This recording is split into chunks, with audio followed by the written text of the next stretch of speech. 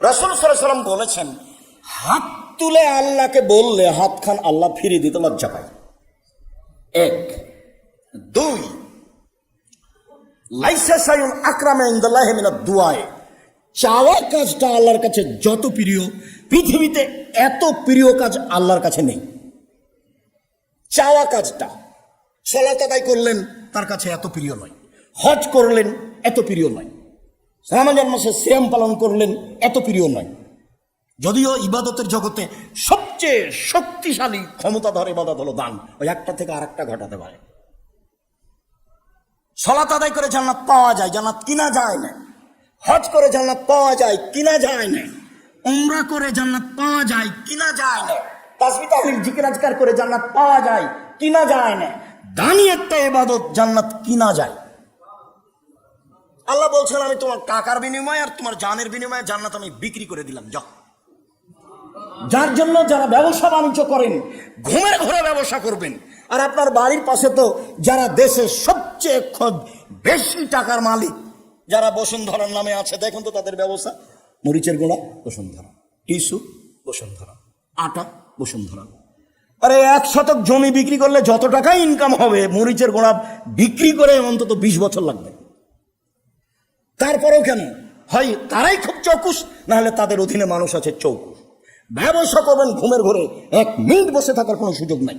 এটা আল্লাহর আদেশ, এটা নবীর আদেশ। যখন মসজিদে ঢুকেছেন তখন বললেন, আল্লাহুম্মা আফতাহ লি আবওয়াবা রাহমাতিক। মসজিদে ঢুকলাম, কিছু দয়া করো, কিছু দয়া রহমত করো। এখন মসজিদ থেকে বের হচ্ছি, আল্লাহুম্মা ইন্নী আসআলুকা মিন ফাজলিক। এই যে যাচ্ছি দোকান খুলবো, টাকা পয়সা দিয়ে দাও। এই যে জমি জায়গা চাষ করতে যাচ্ছি, যা আমার প্রয়োজন তা দিয়ে দাও। ফাজল মানে প্রয়োজন, আমার অনুগ্রহ, টাকা পয়সা, জমি জায়গা, বাড়ি ঘর। বের হচ্ছি তখনই বলছি যে আমাকে দিয়ে দাও আমার টাকা পয়সা। জুমার দিনও ব্যবসা করতে হবে, টাকা ইনকাম করতে হবে, দিবস বলে কোনো জিনিস নাই। হজ করতে গিয়ে টাকা ইনকাম করতে হবে, আল্লাহর আদেশ। জুমার সালাত শেষ হয়ে গেছে, খুলে দোকান খুলতে হবে, বন্ধ করে সালাত আদায় শেষ করে দোকান খুলতে হবে, আল্লাহর আদেশ। যার জন্য আল্লাহ যেটা দিতে চাচ্ছেন সেটা আপনাকে নেওয়ার চেষ্টা করতে হবে। এরপরে সবচেয়ে প্রিয় জিনিস হচ্ছে আল্লাহর কাছে চোখের পানি। তো আপনি এবার হাত তুলে বলছেন, হাত ফেরত দেবে না। 2, চাচ্ছেন, খুবই পছন্দ তার কাছে। 3, চোখের পানি ফেললে তার কাছে সবচেয়ে পছন্দ হয়।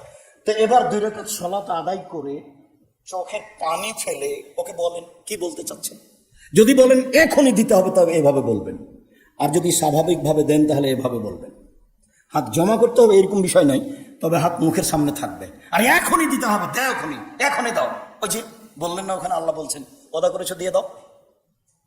তুমি তো ওয়াদা করেছো, তুমি তো ওয়াদা খেলাপ করবে না, ওয়াদার খেলাপ করো না। তোমাকে বারবার বলছো তুমি ওয়াদার খেলাপ করো না। তাহলে কত শক্তিশালী কথা।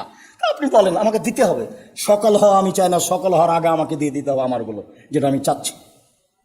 আপনার দাবি দেওয়া যত মজবুত হবে আল্লাহকে তত ভালো লাগবে। দিতে তো পারেনি, দিতে বাধ্য নন, দিতে পারেন। সম্মানিত দিনী ভাই বোন, আপনাকে আমি আন্তরিকভাবে অনুরোধ জানাচ্ছি যে অবশ্যই সপরিবারে রাতে আল্লাহকে মূল্যায়ন করার চেষ্টা করবেন।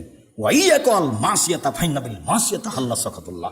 পাপ যেখানে আছে সেখান থেকে বেঁচে থাকার চেষ্টা করবেন। পাপ যদি চালু থাকে তাহলে আল্লাহর অসন্তুষ্টিও চালু আছে, তখন আর কিছু পাওয়া যাবে না। ও তো আপনার উপরে ক্ষেপেই আছে, আমি কি পাবো, আরো আমার কি দিবে। পাপ চালু আছে, তো বন্ধ রেখে তাকে বলতে হবে।